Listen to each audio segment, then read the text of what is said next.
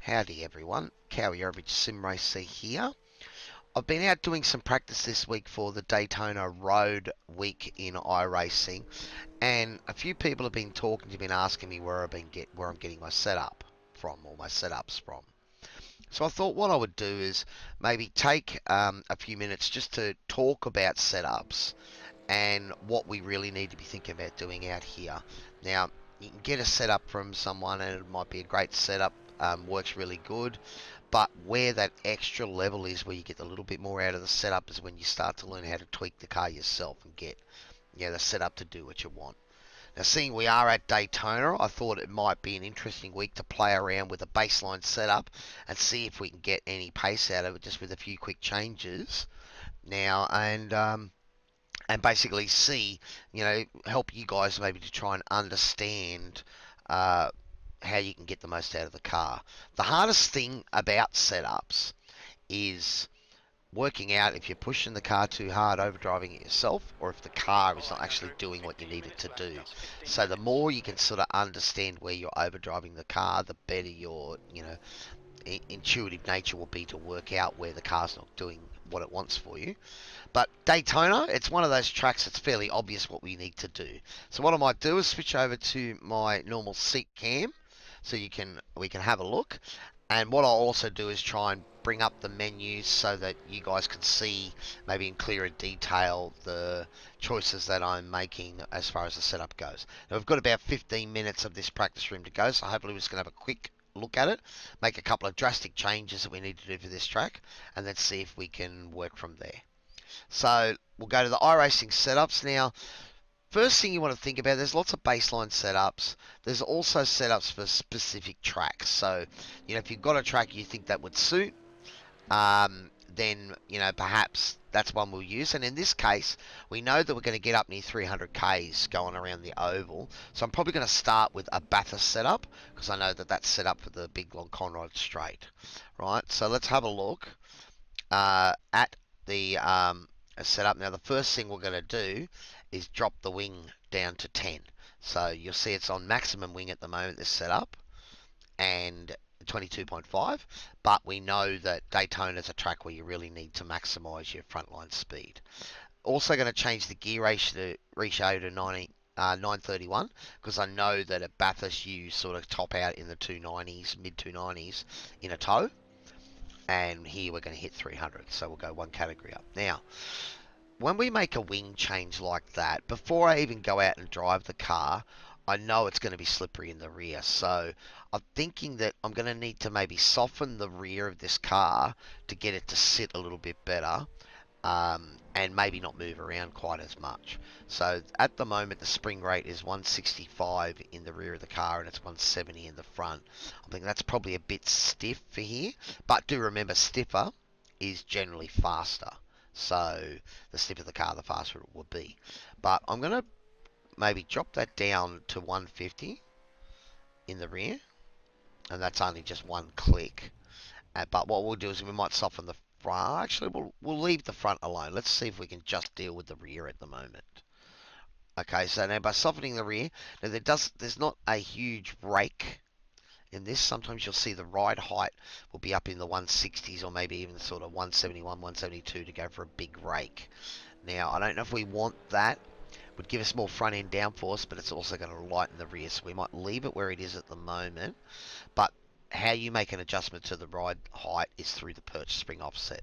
So if we, dropped that by 2, you can see that it raised up 1mm. So I'm going to click that back, because again, one of the other things I will say about doing setups is you don't want to make too many big changes right at the start.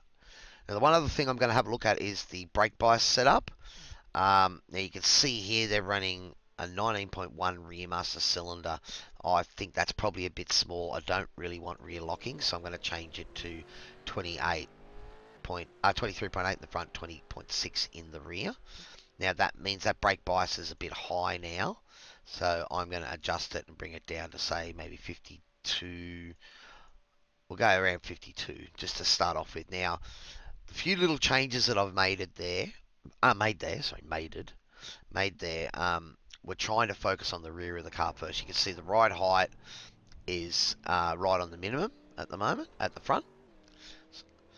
And just have a quick look. ARB blades 3 and 4 in the rear, but they're thin blades, so they're not going to make a lot of change to the car when they're thin. If you go the thicker ones, generally the more change you make there, the more it'll affect the car. All right, let's go out and have a quick little drive of it and see what it's going to do. I've got to turn everything up because I was broadcasting the other night.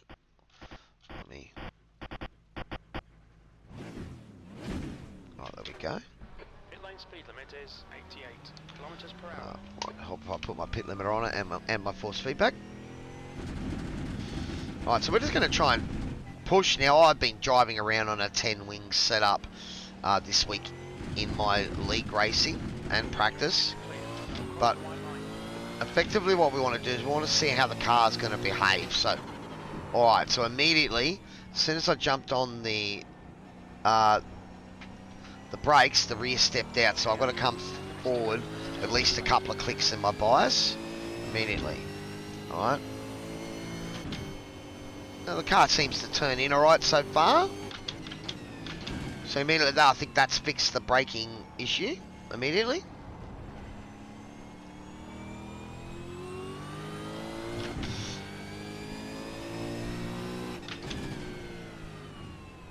Yeah, seemed good through there. At the moment it's fairly stable in the rear. Remember, we only made a couple little changes. We didn't really play around with cambers or toe in or anything like that straight off the Bathurst setup. All we've done is soften the rear a little bit and taken wing out. Alright. See, even the brake bias, that's fine. Car seems fairly stable.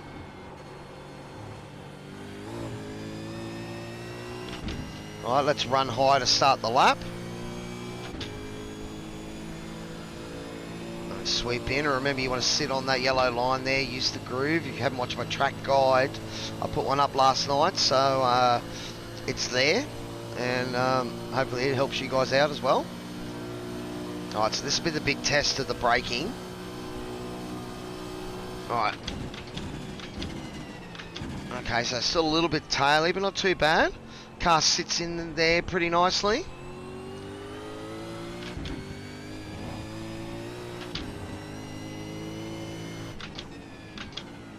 Yeah.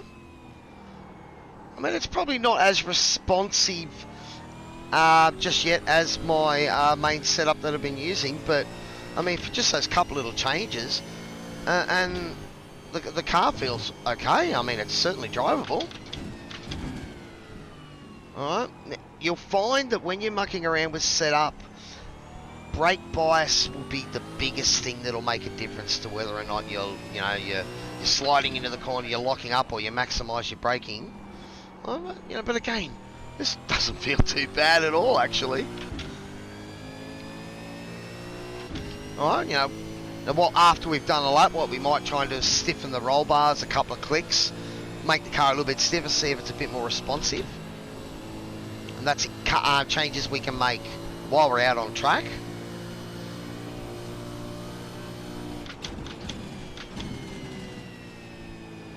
No problems there so far. A little bit of a slide there.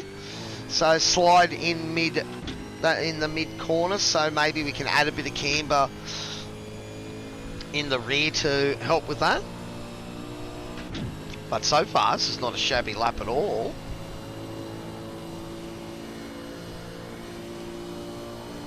We'll see where we come out.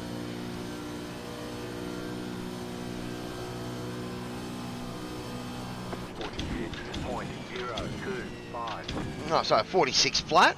If you watch my track guide, I think that was the first lap I did on the track guide, was a 46 flat. So again, I mean, I know that we like to think that, a great setup is gold, but what it really comes down to is being able to, tweak it to yourself and make it work. Alright, let's go a couple of clicks on our bars, stiffen them up a little bit. I don't know if it's going to make much change because, again, those bars were thin. So we might just find it tightens the car up a little bit more. But again, I mean, I'm not having any issue with it turning in. You know, it's getting on the gas fine. Sector 1 and 0.49 off the pace. Oh, about half a second off the pace.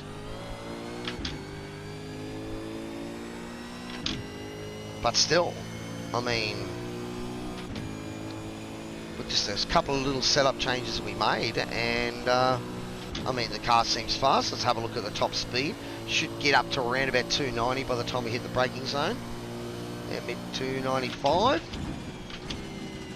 And then as we come over the line, we should be up around the mid 300s without a tow, or sort of low 300. Okay, that was a good bus stop there. You see, they maybe gave up 100th, but now we're going to tuck in and get a run right on that black line in the middle of the yellow and get in a rumble.